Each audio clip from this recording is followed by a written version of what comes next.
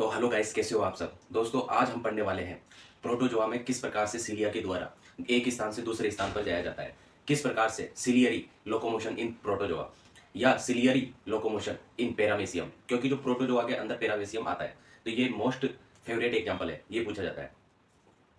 दोस्तों जो प्रोटोजोआ होते हैं, R.H. विटेकर द्वारा 5 जगत प्रणाली दी गई थी, जिसके आधार पर उसने जितने भी बड़े बड़े किंगडम हैं उसको 5 वर्गों समूहों में बांटा था। कौन कौन से? मोनेरा, जिसमें सभी बैक्टीरियाओं को रखा गया है। दूसरा है प्रोटोजोआ। प्रोटोजोआ के अंतर्गत कुछ ऐसे जीव आते हैं जो दूसरे ग्रुप से लक्षण दर्शाते हैं, मतलब परपोषी और स्वपोषी दोनों प्रकार के जीवों को प्रोटोजोआ के अंतर्गत रखा गया है, प्रोटोजोन्स को रखा गया है। तीसरा ग्रुप होता है फंजाई। फंजाई में फंगस आती है। चौथा होता है प्लांटी, जिसमें सारे प्लांट्स को रखा गया है। और पांचवा होता है एनिमेलिया, जिसमें एनिमल किंगडम आता है पूरा। दोस्तों हम बात करते हैं प्रोटोजोआ की।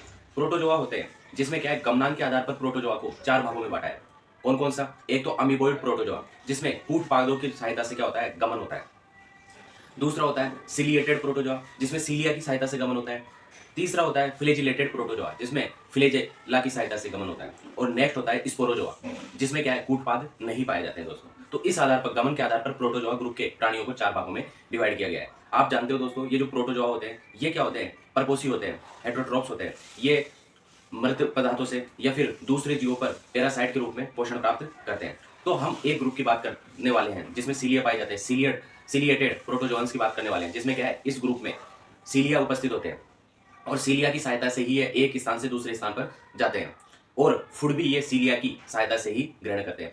तो जो सीलियरी लोकोमोशन का बेस्ट एग्जांपल है वो होता है पैरामीशियम। ये देखिए, हम पैरामीशियम के बारे में बात करते हैं। पैरामीशियम की हमने यहाँ पर संरचना बना ली। दोस्तों ये जो पैरामीशियम की जो संरचना है वो स्लीपर लाइक होती है, मतलब चप्पल नुमा इसकी संरचना होती है।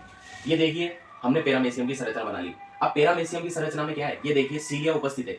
इसकी पूरी बॉडी पर क्या पाए जाते हैं, ये सीलिया, धागे नुमा संरचना पाई जाती है, जिन्हें क्या बोला जाता है, सीलिया। और इसकी पूरी बॉडी पे 10 से लेकर 15,000, एक पैरामीशियम में 10 से 15,000 तक सीलिया उपस्थित होते हैं।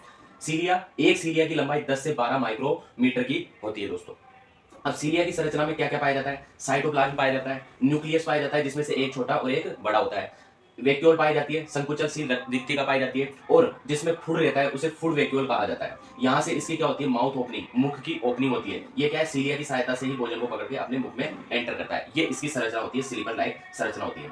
पैरामीशियम हम जानते हैं जो प्रोटोजोआ है, प्रोटोजोआ में कैसे एनिमल को रखते हैं, जो यूनिसेल्युलर हो और इसके साथ यूकेरियोट हो।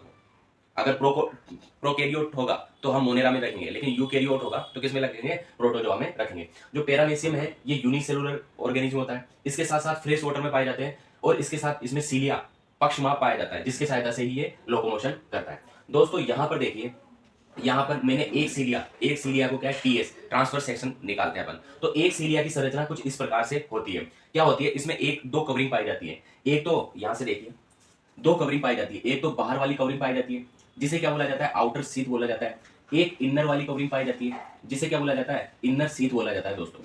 और इसमें क्या है, दो प्रकार के फाइबर्स पाए जाते हैं। एक तो परिधि की ओर रहेंगे और एक क्या होगा, केंद्र की ओर रहेंगे। जो परिधि की ओर रहेंगे जिन्हें पेरीफेरल फाइबर्स कहा जाता है, जो केंद्र की ओर रहेंगे जिसे सेंट्रल फाइबर्स कहा जाता है। अब दोस्तों इसमें एक फैक्ट जानना है, जो सेंटर की तरफ जो फाइबर उपस्थित होंगे ना, वो दोनों क्या होंगे, समान होंगे। कैसे होंगे, समान होंगे। लेकिन जो परिधि की ओर जो फाइबर पाए जाते हैं, जिसमें दोनों अलग अलग होंगे, एक छोटा होगा एक बड़ा होगा, उसी आधार पे हमने इनको नाम दे दिया सब फाइबर ए और सब फाइबर बी, क्योंकि दोनों क्या होते हैं दोस्तों, अलग अलग होते हैं। तो इस प्रकार से इसकी ये संरचना पाई जाती है। अब चलो देखते हैं इसमें क्या लोकोमोशन किस टाइप से होता है, उसको अपन देखते हैं दोस्तों। अब हम बात करने वाले हैं दोस्तों कि किस प्रकार से इसमें सीलियरी लोकोमोशन होता है। तो दोस्तों इसमें लोकोमोशन के लिए दो प्रकार के स्ट्रोक उत्पन्न होते हैं। यहाँ देखते हैं अपन, इसमें क्या होता है, पैरामीशियम में लोकोमोशन के लिए दो प्रकार के स्ट्रोक उत्पन्न होते हैं। एक तो इफेक्टिव स्ट्रोक होता है और दूसरा रिकवरी स्ट्रोक होता है। पहले हम बात करते हैं इफेक्टिव स्ट्रोक क्या होता है। दोस्तों इसमें क्या है, हमने बताया कि 10 से लेकर 15,000 सीलिया उपस्थित होते हैं, जिसमें से क्या होते हैं, कुछ सीलिया जिसे क्या कहा जाता है, ब्रांच ऑफ सीलिया कहा जाता है। कुछ सीलिया इसकी गमन में सहायक होते हैं। सारे ही सहायक नहीं होते दोस्तों, सारे एकदम से सहायक नहीं होते। कुछ सीलिया सहायक होते हैं जिसे ब्रांच ऑफ सीलिया का कहते हैं। जैसे कि मैंने ये बना लिया कुछ सीलिया, इसमें से क्या होंगे, ये जो सीलिया है ना, इफेक्टिव स्ट्रोक में एक सीलिया सीधा हो जाएगा, बिल्कुल सीधे हो जाते हैं ये सीलिया, और बिल्कुल सीधा होके पानी को क्या है, पीछे की तरफ पुश करता है। पीछे की तरफ पुश करेगा तो ये क्या है, खुद आगे की तरफ जाएगा, जैसे कि नाव चलती है। क्या करेगा, पानी को पीछे की तरफ पुश करेगा और ये आगे की तरफ गति करेगा। ये देखिए, ये पैरामीशियम आगे की तरफ गति करता है और इसकी सीलिया क्या है, पीछे की तरफ मूव करती है। इसे बोला जाता है इफेक्टिव स्ट्रोक, जिसके कारण ये आगे की ओर गति करता है। दूसरा क्या करता है, दूसरा इसमें उत्पन्न होता है रिकवरी स्ट्रोक, जिसमें क्या होता है, जो ये सीलिया है, ठीक है, सीलिया को धीरे धीरे पानी से थोड़ा सा अपनी सीलिया को तिरछा करके पानी से बाहर निकालता है, जिससे ये क्या हो, पीछे ना जाए।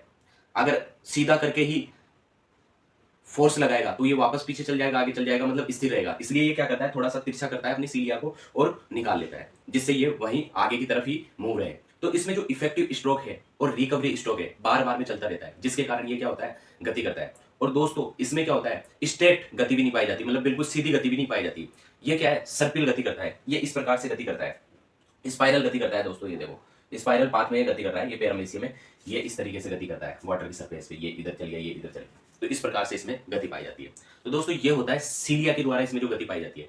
इसमें दूसरी गति भी होती है जिसे मेटाबॉलिक गति कहा जाता है, जो इसके मेटाबॉलिज्म के कारण उत्पन्न होती है। अब देखते हैं इसमें मेटाबॉलिक लोकोमोशन किस प्रकार से पाया जाता है। अब देखते हैं दोस्तों ये मेटाबॉलिक गति किस प्रकार से करता है। दोस्तों ये पैरामीशियम में मेटाबॉलिज्म पाया जाता है, जिसको क्या है, ये संकुचित कर सकता है। जैसे कि ये पैरामीशियम है, अब इसे क्या है, ऐसे रास्ते से जाना है जो बहुत नेरो रास्ता हो, मतलब बहुत सकरा रास्ता हो। तो ये क्या करेगा, अपनी बॉडी को बिल्कुल दबा लेगा, बिल्कुल संकुचित कर लेता है, क्योंकि इसमें मेटाबॉलिज्म पाया जाता है। मेटाबॉलिज्म के कारण इसकी बॉडी कंडक्ट हो जाती है, बिल्कुल संकुचित हो जाती है। तो ये सकरे रास्ते में अपनी बॉडी को बिल्कुल संकुचित करके बाहर निकल जाता है और वापस से अपनी बॉडी को वैसे ही कर लेता है। तो इस प्रकार से इसमें मेटाबॉलिक लोकोमोशन पाया जाता है। तो मैंने आपको दोनों प्रकार के लोकोमोशन बता दिए, एक तो सीलिया के द्वारा लोकोमोशन पाया जाएगा और एक मेटाबॉलिक लोकोमोशन पाया जाता है। तो दोस्तों कैसी लगी आपको ये वीडियो जरूर बताना, और कैसा भी डाउट हो आपका इस टॉपिक के बारे में हमसे जरूर आप पूछना, कमेंट करना, लाइक सब्सक्राइब करना इस चैनल को। और 11th 12th नीट की बायोलॉजी, इसके साथ साथ बीएससी एमएससी की बायोलॉजी पढ़ने के लिए हमारे चैनल को सब्सक्राइब करना। अगर आपको इसकी पीडीएफ चाहिए तो हमारे टेलीग्राम चैनल को भी आप जरूर ज्वाइन कर लेना। थैंक यू दोस्तों।